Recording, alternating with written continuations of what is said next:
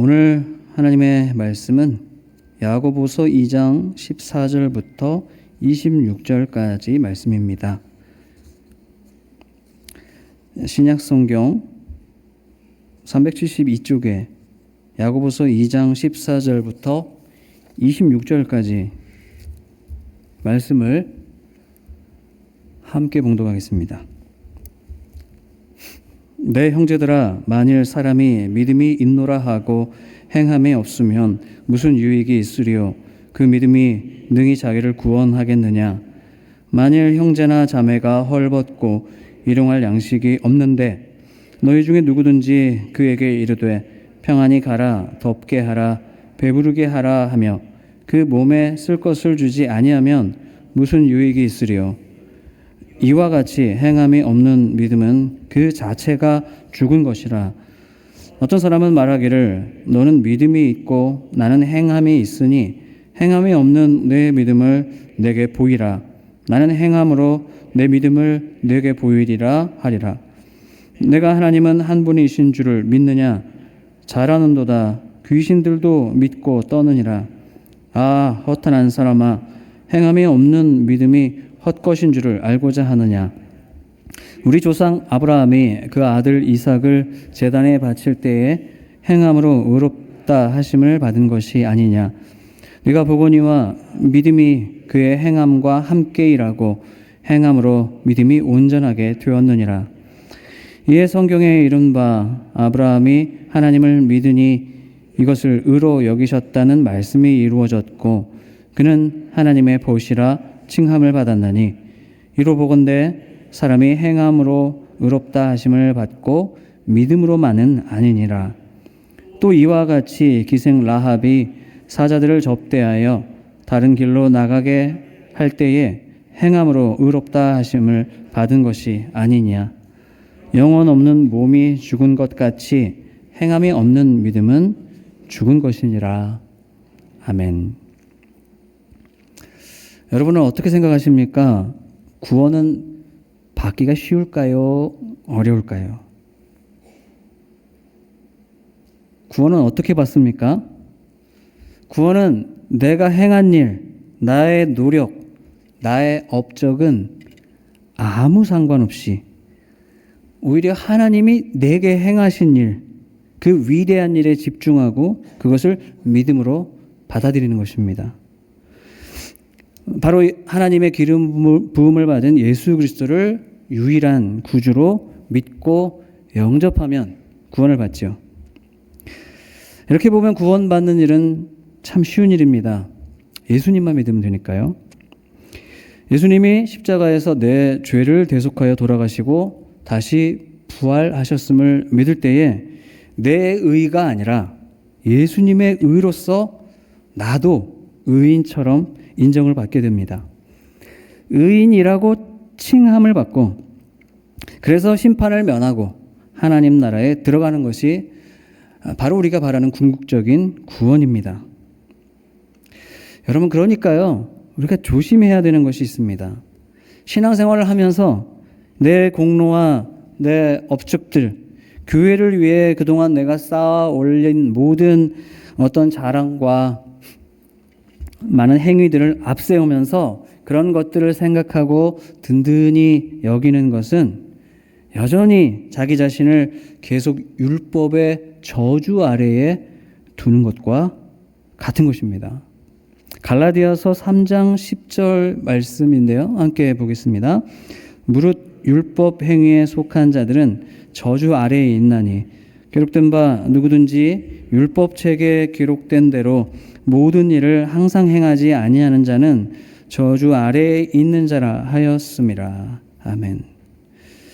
여러분, 내가 이룩해 놓은 아무리 많은 업적과 신앙의 공덕들이 많을지라도요, 내가 이룬 것 그 옆에다가 반대로 내가 살아오면서 지었던 죄악들과 평생에 수없이 저지른 부끄러운 실수들을 이렇게 같이 무게를 두고 저울질을 한번 한다고 생각을 해보십시오. 그러면 그 죄의 무게를 이겨낼 사람이 있을까요? 아무도 없습니다. 율법은 우리의 죄를 드러나게 하는 기능을 합니다. 그래서 우리가 율법을 지키면 지킬수록, 그래서 율법에 다가갈수록 지킨 것보다 지키지 못한 죄가 더 많이 드러나게 되는 겁니다. 그러므로 우리가 율법 행위로서 구원을 얻으려고 한다면 구원이 아니라 오히려 더 저주 아래에 우리를 강하게 묶어두게 되는 것입니다. 결국에 우리는 내 행위나 공로로는 절대로 구원을 받을 수 없습니다.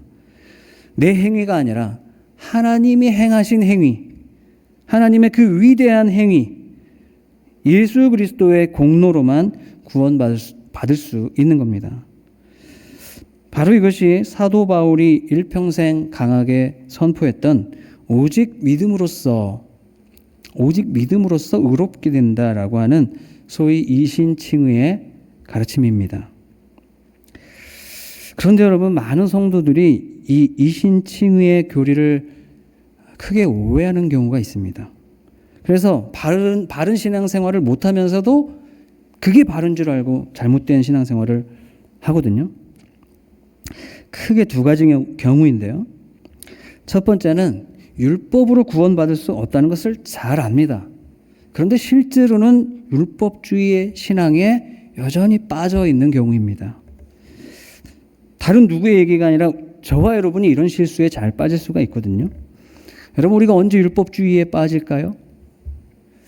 무슨 유대인들의 율법 조항을 지키냐 안 지키냐 그것을 말씀드리는 게 아닙니다.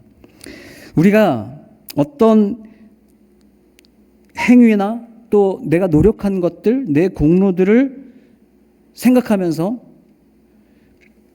그 공로를 통해, 그 행위를 통해 하나님이 그에 대한 보상으로서 내게 복을 주신다거나 또는 은혜를 요청한다거나 한다면 그게 율법주의거든요.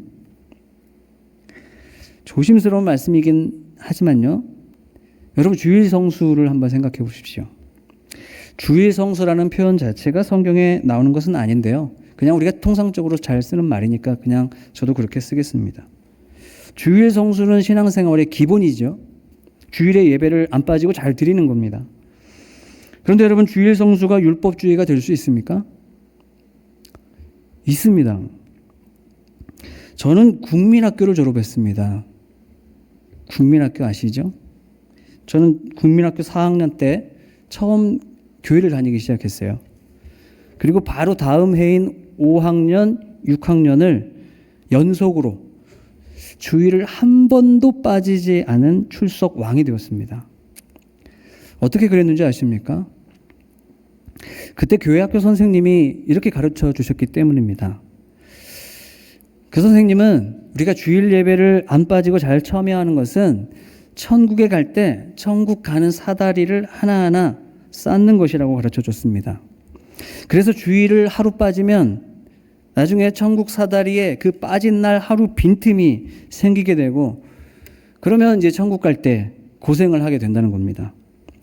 그 말을 듣고 저는 주일을 많이 빠지면 천국 사다리가 모자라가지고 가뜩이나 키도 작은데 나중에 천국에 올라가기 힘들겠구나, 그렇게 생각한 겁니다. 그러니까 주일에 예배를 빠진다는 엄두를 낼 수가 없는 겁니다. 천국 갈 때 힘들잖아요. 겁이 나서 결석할 생각조차 못한 건데 출석 왕이 된 것입니다. 여러분, 물론 신앙생활에서 주일 성수는 아주 중요하죠. 너무나 중요합니다. 주일 예배를 자꾸 빠지고 신앙생활을 그렇게 성실하지 못하게 하면 결국에는 믿음이 점점 식어져 가고, 그리고 세상에 빠질 일도 많아지고, 그러다가 정말로 믿음이 다 없어져서 천국에 못 갈 수도 있는 겁니다. 반대로요, 주일을 잘 지키는 사람은 대체로 믿음도 건강합니다. 그때 그 선생님은 아마도 그런 의미로 가르쳐 준 것일 겁니다. 여러분, 그러나 틀림없는 사실은 우리는 믿음으로 천국에 가는 것이지 주일 성수를 잘한 그 행위로서 가는 게 아니라는 것입니다. 주일 성수 잘하고 예배 생활 잘한 그것이 마치 우리가 천국에 들어갈 자격을 얻게 되는 과정인 것처럼 그렇게 여기면 그것이 율법주의인 것입니다. 헌금도 마찬가지죠. 전도도 마찬가지입니다. 헌금이든 전도든 예배 생활이든 하나님께서 먼저 우리를 구원해 주신 것에 대해서 그에 대한 감사하기 때문에 예배도 하고 헌금도 하고 전도도 하는 것 아닙니까? 정말로 감사하니까 그 은혜가 너무나 크니까 그러니까 최선을 다해서 나는 주일 예배를 빠지지 않겠다고 하고 내가 가진 것으로 주의 일을 위하여 헌신도 하고 봉사도 하는 것입니다. 맞지 않습니까? 그런데 이것을 거꾸로 내가 헌금도 잘하고 내가 전도도 많이 하고 주일은 내가 한 번도 빠진 적도 없고 특히나 내가 다른 사람보다 남보다 더 잘했기 때문에 그러니까 나의 그 공로로 적어도 다른 사람보다 나보다 못한 다른 사람보다 내가 더 구원받을 내가 어떤 하나님께 은혜와 복을 받을 보상을 받을 자격이 내게 더 있다고 기대한다면 그것이 율법주의이고 나아가 우상숭배적인 신앙이 되는 것입니다. 이렇게요. 우리가 오직 믿음으로 신앙생활을 하는 것 같지만 자칫 율법주의에 빠질 수 있다는 점이 이신칭의를 오해하는 첫 번째 경우이고요. 두 번째 이 이신칭의 신앙을 오해하는 경우는 행위로 구원받을 수 없다고 그랬잖아요. 그러니까 행위는 필요 없다고 생각해 버리는 겁니다. 그래서 예수님 믿고 이제 신앙생활을 시작했는데도 내 행실의 변화에는 큰 관심을 두지 않는 겁니다. 선행은 행위고 선행을 조차 신앙생활하면 율법이니까 그러니까 선행은 내 구원에 있어서 불필요한 것으로 치부해 버립니다. 선행을 가볍게 여기는 겁니다. 이것이 큰 착각이고 실수입니다. 여러분 분명히 우리가 선행을 해서 구원을 받는 것이 아니죠. 그러나 절대로 우리는 선행을 가볍게 여겨서는 안 됩니다. 여러분 아기 씻은 물을 이제 버린다고 아기까지도 함께 버려버립니까? 아니잖아요. 선행이 구원을 받기 위한 필요 요건은 아닙니다. 그러나 구원받은 자에게 있어서 구원받은 하나님의 백성이 된 저와 여러분에게 있어서 선한 삶은 필수 요건인 것입니다. 오늘 우리가 읽은 본문이 바로 이것을 가르쳐주는 말씀입니다. 오늘 본문은요.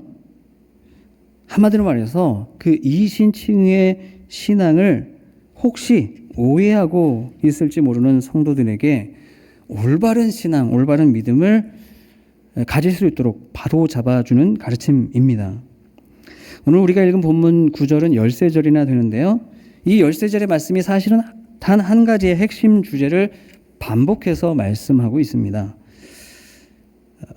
그 핵심 주제는 참 믿음에는 반드시 행함이 따르게 된다는 겁니다.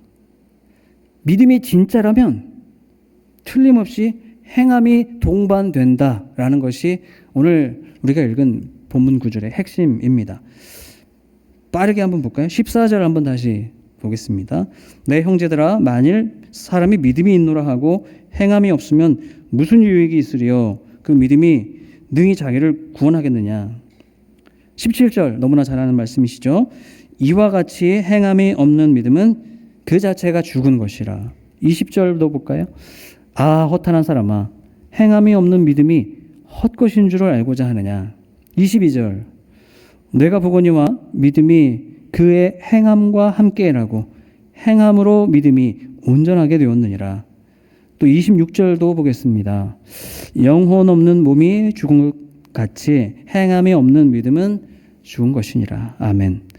살아있는 몸 안에는 영혼이 있는 것처럼 믿음이 살아있다면 반드시 행함이 함께 있다는 말씀입니다. 지금 저희가 반복해서 읽은 이 구절들이 말하고 있는 게 무엇입니까? 진짜 믿음은 반드시 행함이 따르게 되어 있다는 겁니다. 그리고 오늘 보면은 이 사실을 성경적으로 증명하기 위해서 두 가지 예를 들고 있는데요. 하나는 아브라함이 믿음으로 아들 이삭을 바쳤던 사건입니다. 아브라함을 우리가 믿음의 조상이라고 하잖아요. 유대인들에게 혈통으로서도 조상이고 또 믿음에 있어서도 최고의 모범이라는 겁니다. 믿음하면 아브라함이라는 겁니다.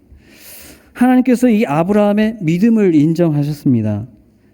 여러분, 사실 하나님은요, 사람의 중심을 다 아시기 때문에 이 아브라함에게 믿음이 있는지 없는지 굳이 시험을 안 해도 아십니다. 그런데 하나님께서 그의 믿음을 인정해 주신 것은 언제입니까?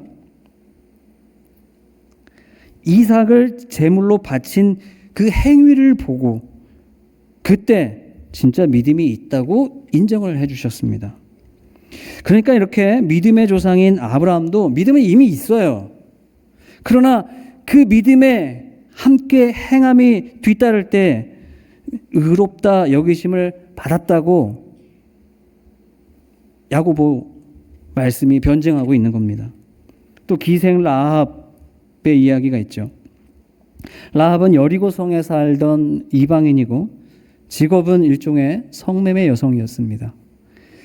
그런데 이스라엘 군대가 여리고를 침공할 때에 라합은 그의 생명을 구원받고 심지어 예수님의 족보 안에까지 들어가게 되죠. 이방인이고 또 기생인 이 여인이 어떻게 이렇게 놀라운 구원의 은혜를 받게 됐습니까? 바로 그가 행했던 그 행함으로 믿음을 받았기 때문이라고 마찬가지로 변증하고 있는 겁니다. 여러분, 이렇게 오늘 본문 말씀은 믿음에는 행함이 반드시 동반한다는 것을 구약 성경의 말씀을 들어서 증명하고 있는 겁니다. 야고보는 왜 이렇게 반복적으로 이것을 강조하고 또 증명하려고 애쓰고 있을까요? 왜냐하면 당시의 성도들이 믿음이 있다고는 하는데 믿음이 있으니까 예배도 잘 나오고 신앙생활도 하는 것 아닙니까? 그런데 그들이 행함을 가볍게 여기고 있었기 때문입니다. 아마도 그들은 이신칭의의 교리를 잘못 이해하고 있었기 때문일지도 모릅니다. 믿음으로 구원받는 거지 행함이 무슨 필요냐 하는 것입니다. 여러분, 이신칭이라고 하는 교리나 또 그런 신앙은 절대로 그렇게 가르치지 않습니다. 이신칭의를 가장 많이 강조한 사도 바울조차도요, 행함을 가볍게 여긴 적이 없습니다. 선행으로 그리스도인이 될 수 없고 오직 믿음으로 구원받는 게 맞죠. 그러나 그리스도인이라면 반드시 선행을 해야 된다고 사도 바울도 강조하는 겁니다. 디도서 2장 14절 말씀인데요. 함께 읽어보실까요? 그가 우리를 대신하여 자신을 주심은 모든 불법에서 우리를 속량하시고 우리를 깨끗하게 하사 선한 일을 열심히 하는 자기 백성이 되게 하려 하심이라. 아멘. 하나님이 우리를 모든 불법에서 속량하시고 깨끗하게 하신 이유가 무엇이라고 말씀합니까? 선한 일을 열심히 하는 백성이 되게 하려고 라고 말씀하는 겁니다. 에베소서 2장 10절도 함께 보실까요? 빨간 부분만 함께 보겠습니다. 우리는 그가 만드신 바라 그리스도 예수 안에서 선한 일을 위하여 지으심을 받은 자니. 선한 일을 위하여라는 말이 무슨 말입니까? 선한 일을 하라고 지으셨다는 것입니다. 또 사도 바울이 이신칭의의 교리를 자세히 설명한 성경은 로마서죠. 로마서에서 믿음으로 구원받은 자는 아무에게도 악으로 악을 갚지 말고 모든 사람에게 선한 일을 도모하라고 말씀합니다. 선으로 악을 이기라고 말씀합니다. 이웃을 기쁘게 하고 덕을 세워가라고 합니다. 또 갈라디아서에서는 낙심하지 말고 끝까지 뭘 하라고 하십니까? 선을 행하라고 하시잖아요. 선행을 하라고 말씀합니다. 히브리서에서는 이웃에게 선을 행하고 베푸는 삶이, 선한 행동을 하는 삶이 하나님이 기뻐하시는 제사라고 말씀합니다. 그러니까요, 사도 바울도 구원을 받은 그리스도인은 하나님의 뜻대로, 하나님의 목적대로, 우리의 창조의 목적대로 이제 구원받았으니, 하나님의 백성이 되었으니, 그러니 선한 일을 열심히 해야 된다고 권면하고 있는 겁니다. 그러니까 행위를 무시하기는커녕 강권하고 있는 거잖아요. 사도 바울과 야고보는 서로 강조하고 있는 관점이 다를 뿐이지 사실 전하고 있는 핵심은 서로 일치하고 있는 것입니다. 여러분, 그러면 예수님은 어떻게 말씀하셨을까요? 예수님의 말씀이 사실 가장 중요하잖아요. 만약에 바울 서신이나 이 야고보서가 예수님이 하신 말씀이나 예수님의 가르침에 조금이라도 어긋나 있다면 아마 이 성경 안에 들어오지도 못했을 것입니다. 예수님은 어떻게 말씀하셨습니까? 행함에 대해서 예수님의 가르침이 가장 잘 드러나는 말씀은 아마도 산상수훈 말씀일 겁니다. 마태복음 7장 21절 말씀 함께 보실까요? 나더러 주여 주여 하는 자마다 다 천국에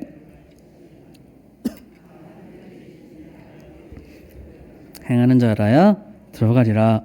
아멘. 여러분, 예수님도 행함을 가볍게 여기지 않으십니다. 오히려 아버지 뜻대로 행하지 않는 자는 천국에 들어가지 못한다고까지 말씀하시잖아요. 여러분, 천국은 예수님 믿음에 들어가는 거 아닙니까? 믿음으로 들어가는 건 아닙니까? 왜 행함이 있어야 된다고 말씀할까요? 여러분, 바로 이 예수님의 말씀이 오늘 우리가 읽은 야고보서 본문 말씀과 일치하는 부분입니다. 믿음에는, 그게 진짜 믿음이라면, 믿음으로 구원받는 게 맞는데 그게 진짜 믿음이라면 그러면 그 믿음에 합당한 행함이 없을 수가 없다는 겁니다. 반드시 행함에 동반된다는 겁니다. 예수님의 말씀에서 나더러 주여 주여 하는 자들, 예수님을 향해 주여 주여 한다는 건 무슨 뜻입니까? 예수님을 믿는 자라는 뜻이잖아요. 그런데 주여 주여 하면서도 아버지의 뜻대로 행하지 않는 자들이 있다는 겁니다. 그게 무슨 뜻입니까? 믿는 것 같은데, 주여 주여 믿는 것처럼 보이는데 실제로는 그것이 죽은 믿음이라는 것입니다. 오늘 말씀 서두에 구원받는 것은 참 쉬운 일 같아 보인다고 말씀했잖아요. 예수님만 믿으면 되니까요. 그런데 이 아니란 생각과 기대는 예수님의 이 말씀을 생각하면 진짜 완전히 무너집니다. 한번 보실까요? 마태복음 7장 13절 14절 말씀 함께 봅니다. 좁은 문으로 들어가라. 멸망으로 인도하는 문은 크고 그 길이 넓어 그리로 들어가는 자가 많고 생명으로 인도하는 문은 좁고 길이 협착하여 찾는 자가 적음이라. 아멘. 예수님은 길이요 진리요 생명이시죠. 그러니까 생명으로 인도하는 문, 생명으로 인도하는 길은 곧 예수님을 믿고 따르는 것입니다. 그런데 예수님은 그 문이 좁다고 하시는 거예요. 그 문이 좁다. 길이 협착하다 말씀합니다. 다시 말해서 예수님을 믿고 따른다는 것은 쉽지 않다는 것입니다. 쉽지 않으니까 찾는 이도 적다고 하신 것입니다. 여러분, 왜 쉽지 않습니까? 쉽잖아요. 믿음 주여 주여 하면 되잖아요. 근데 왜 쉽지 않습니까? 행함이 쉽지 않기 때문입니다. 정말로 믿음대로, 정말 그게 진짜 믿음이면 믿음대로 행해야 되고 믿음대로 살아야 되는데, 그런데 그게 쉽지 않은 겁니다. 그러니까 생명의 문은 좁고 힘든 것입니다. 구원받은 그리스도인은, 저와 여러분은 이제 그리스도 예수를 닮은 선한 삶을 살아야 하지 않겠습니까? 이전의 행실은 고치고 우리는 거룩한 행실을 행하며 살아야 되지 않습니까? 모세의 율법보다 더 강력한 사랑의 율법을 지키고 살아야 되지 않습니까? 예를 들어서 옛날 율법에는 살인하지 말라고 해서 살인만 안 하면 됐지만 예수님은 이웃을 미워하고 욕하기만 해도 살인한 것과 같다고 말씀하시잖아요. 그게 얼마나 힘듭니까? 원수도 사랑하라고 하십니다. 여러분, 이 말씀들을 가지고 이런 거는 예수님이나 이렇게 살지, 우리는 연약해서 그렇게 못 살아요, 그러면 안 되는 겁니다. 누구든지 예수님을 따르려면 자기 십자가를 지고 따르라고 하셨잖아요. 그래서 생명으로 인도하는 문은 좁은 문이라고 말씀하신 겁니다. 미운 사람을 미워하지 않는 게 쉬운 일이겠습니까? 미운데요. 원수를 용서하는 것이 쉽습니까? 그게 쉬웠으면 원수가 되지도 않았죠. 이 이기적이고 이 악한 세상에서 나 혼자 정직함을 지키고 신앙의 명예를 지키겠다고 하고 타인에 대해서 매일 끓는 이 화와 분노를 지속적으로 참아내고 또 불의를 보면 그 앞에 용기를 가지고 살아간다는 게 쉬운 것입니까? 절대로 쉽지 않죠. 그러니까 그렇게 살려는 자가 적은 것입니다. 그런데 예수님께서는 그렇게 사셨고, 그리고 예수님을 믿는 모든 자들도 똑같이 그 문으로 들어오라고 말씀하시는 겁니다. 왜냐하면 참 생명이 바로 그 좁은 문 안에 준비되어 있기 때문입니다. 사랑하는 여러분, 그렇기 때문에 우리 신앙생활은요, 힘들어야 맞는 겁니다. 힘들어야 되는 겁니다. 신앙생활은 말로만 믿는 게 아니라 행함으로, 삶의 열매로 그 믿음이 정말로 드러나고자 한다면 그러면 힘들죠. 그렇게 살려면 신앙생활이 진짜 힘도 들고 고난도 많고, 왜 이렇게 교회를 가는데 시험에 들어? 하지만 시험도 자주 들어야 그게 맞는 겁니다. 때로는 내가 좀 억울하고 내가 손해보는 것 같고 내가 더 힘든 것 같고 그래야 맞는 것입니다. 이전에 야고보서 1장 2절 말씀을 나눴었는데요. 다시 한번 볼까요? 빨간 부분만 봅니다. 너희가 여러 가지 시험을 당하거든 온전히 기쁘게 여기라. 온전히 기쁘게 여기라라는 말은 헬라어 언어로 파산카란인데요. 모든 완전한 순전한 유쾌한 기쁨을 뜻하는 겁니다. 그러니까 이 말씀은 좀 시험을 당해도 교회니까 좋게 그냥 생각해, 좀 참고 살아, 그런 뜻 정도가 아니라요, 더할 나위 없이 완전하게 유쾌하게 기뻐해도 된다는 말씀입니다. 내 믿음이 살아있다면, 내가 지금 살아있는 믿음으로 살려다가 그 믿음을 따라 여러 가지 시험이 오는 것은 내가 지금 좁은 문을 잘 가고 있구나, 아니 내가 좁은 길을 가고 있으니까 시험이 오는 거 아니에요. 그렇지 않습니까? 내가 지금 좁은 문, 좁은 길로 잘 가고 있구나. 그러니까 더할 나위 없이 기쁜 일 아닙니까? 구원의 길을 잘 가고 있으니까요. 근데 힘든 게 없다면, 시험이 없다면 그게 슬퍼할 일이죠. 여러분, 시인 윤동주 잘 아시죠?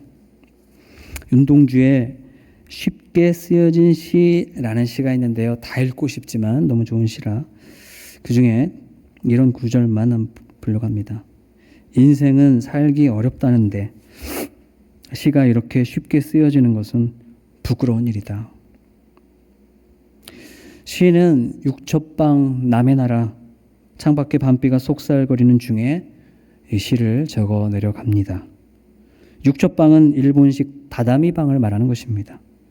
지금 일제의 조국을 빼앗기고 동무들은 하나 둘 독립운동을 하다가 죽어 사라져 가고 있는 이 뼈아픈 시대 상황인데 자기는 지금 술술 시가 막 적히고 있으니까 그것이 외려 부끄럽다고 고백하고 있는 시입니다. 시인이잖아요. 여러분, 시인에게 시가 술술 적히는 것은 좋은 일 아닙니까? 설교자가 설교를 준비하는데 막 설교가 술술 나오면 그보다 좋은 일이 어디 있습니까?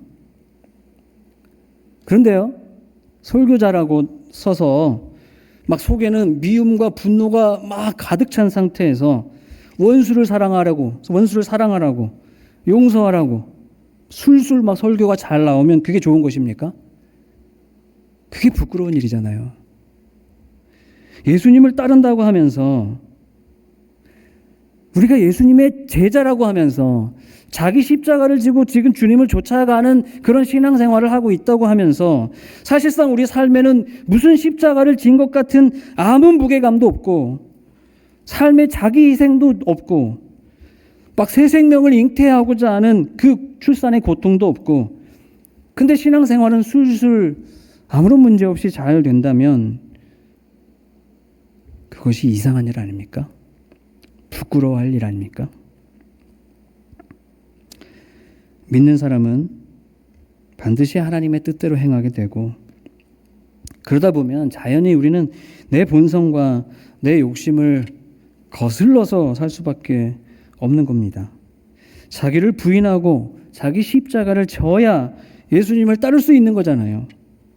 그래서 진정으로 예수님을 따르고자 한다면 그 성도의 삶은 예수님의 말씀대로 틀림없이 좁은 문, 좁은 길로 들어가는 사람인 것입니다. 사랑하는 여러분, 저와 여러분은 날마다 이 생명의 문으로 들어가실 수 있기를 바랍니다. 여러분, 어떤 삶이 생명의 문으로 들어가는 삶일까요? 내 본성을 포함해서 세상 모든 사람이 한결같이 찾는 그 길, 그 문, 그것과 정반대의 문으로 들어간다면 아마 틀림없을 것입니다. 오늘 보면 15절, 16절 말씀처럼 어려운 이웃을 돕고 구제하는 모습도 좁은 문으로 들어가는 모습이잖아요. 한번 읽어볼까요? 15절, 16절입니다. 만일 형제나 자매가 헐벗고 일용할 양식이 없는데 너희 중에 누구든지 그에게 이르되 평안히 가라, 덥게 하라, 배부르게 하라 하며 그 몸에 쓸 것을 주지 아니하면 무슨 유익이 있으리요? 아멘. 생각해 보십시오. 우리가 다른 사람을, 누군가를 섬기려면 말로 하는 건 쉽죠. 아무 희생이 따르지 않아요. 말로 하면 됩니다. 그러나 진짜로 섬기려면 틀림없이 내 희생과 손해를 각오해야 됩니다. 내게 시간에 대해서, 물질에 대해서 소비가 있어야, 결핍이 생겨야 다른 사람의 결핍을 채워줄 수가 있는 것입니다. 이런 사랑의 수고와 섬김이 있다면 우리 교회는 절대로 무너지지 않을 것입니다. 여러분의 신앙생활 가운데서 이런 수고와 희생이 뒤따르는 그런 사랑의 섬김의 모습이 더욱 많아지시기를 간절히 바랍니다. 특별히 우리 이웃 가운데에 또 주님을 알지 못하는 영혼들에게 여러분이 가진 무언가를 소비하여서, 희생하여서, 결핍시켜서, 그래서 다른 사람의 결핍을 채워주시며 섬겨가시기를 부탁드립니다. 여러분, 또 용서라고 하는 좁은 문은 어떠십니까? 오늘 우리가 읽은 야고보서 말씀에는 용서에 대한 말씀은 없습니다. 그렇지만 좁은 문, 좁은 길을 말씀하셨던 그 예수님의 산상수훈에는 너희 원수를 사랑하며 핍박하는 자를 위하여 기도하라 라는 강한 용서의 교훈이 있습니다. 여러분, 잘 생각해 보십시오. 용서야말로 좁은 문 중에 좁은 문 아닙니까? 부부가요, 서로 이렇게 다투게 될 때에 그 상대방을 평생 같이 산 사람이지만 그래도 그 사람을 또 이해해주고 용서하는 게 얼마나 어렵습니까? 뻔히 상대방 잘못이 아니에요. 이건 내 잘못이 아니에요. 누가 봐도. 그런데도 또 내가 참으려면 나만 바보 되는 것 아닙니까? 그러면 우라통 터지고 미치는 일 아닙니까? 그러니까 못 참고 부부싸움을 하는 것 아닙니까? 그런데 그 싸움을 그칠 수 있는 방법은 용서 말고는 없잖아요. 여러분, 부부관계에서도 용서하는 게 싫죠. 용서하는 게 어렵습니다. 집 안에서도 그런데 그럼 집 밖에서는 어떻겠습니까? 같이 돈 받고 함께 일하는 직장에서는 어떻겠습니까? 그런데 여러분, 우리가 그리스도인으로서 예수의 제자로 산다고 하는 것은 바로 그럴 때 의미가 있는 것 아닙니까? 서로 화를 내고 자기 주장만 하는 것이 당연한 이 세상 속에서 그 순간에 그 자리에 저와 여러분이 그리스도인으로서 존재하는 이유가 바로 그것 아닙니까? 여러분, 용서가 도저히 안 되는 사람이 있습니까? 도저히 안 되니까 용서를 해야 되는 것입니다. 도무지 용서할 수 없는 사람이